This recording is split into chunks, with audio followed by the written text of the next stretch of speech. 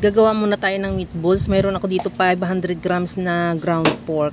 Timplahan ko ng asin at paminta. Nilagyan ko na rin ng sibuyas, carrots at 2 itlog. Maglagay din ako ng breadcrumbs, oyster sauce. At ihalo ko yan hanggang sa mag-mix yung lahat natin ingredients. At ihalo ko na lang yan ng mabuti. Yung talagang pinipiga-piga mo yung karni. Para talagang ma-mix sa karni yung ating iba pang ingredients. Okay na tong ating meatball mixture. Gamitan ko lang yan ng 1 tablespoon na scoop. At bilugin. Kagaya lang ng meatballs. Kagaya lang sa nakikita mo sa video, kagaya lang kung gusto mo ng mas malaki, pwede mo man dagdagan. Kung gusto mo pa maliit, pwede mo rin bawasan. At ituloy ko lang yan sa pagbilog hanggang sa maubos yung ating mixture. Ito na lahat yung nagawa nating meatballs. Nagpainit na rin ako ng tubig sa kawali. Timplahan ko ng asin at paminta. Maglagay din ako ng sibuyas. At saka ko na ilagay yung ating meatballs.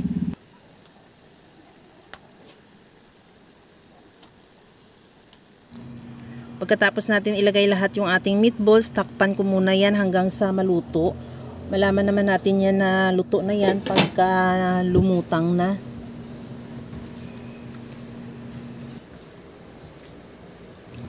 Okay na tong ating meatballs, luto na to dahil nakikita naman natin na lumulutang na siya. At tikman ko na rin kung okay na yung timpla ng sabaw. Maglagay na rin ako ng liquid seasoning, kahit anong seasoning available sa'yo pwede. At lagyan ko ng konting asin din. At saka ko na ilagay yung patola.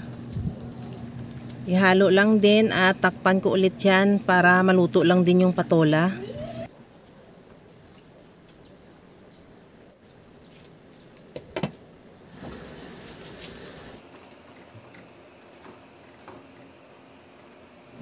Sa puntong ito, luto na rin yung ating patola. Pero tikman ko pa rin kung okay na yung timpla ng sabaw bago natin ilagay yung miswa. Mayroon ako dito 2 pirasong miswa. Ilagay lang natin yan at kunting halo lang yan dahil madali lang maluto yung miswa. At ready to serve na yung ating napakasarap na meatball soup with miswa at patola. Kaya mga kalasa, kung nagustuhan mo yung ating video, please like na lang at pakishare na rin sa inyong mga friends. At kung bago ka pa lang sa aking channel, subscribe na at i-click mo na rin ang bell button para sa mga notification.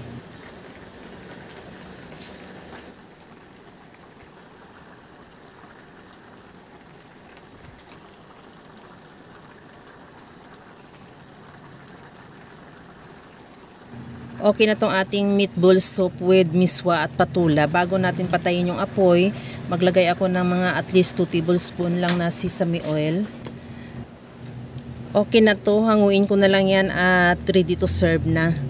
Hanggang sa muli mga kalasa. Thank you for watching. Bye-bye!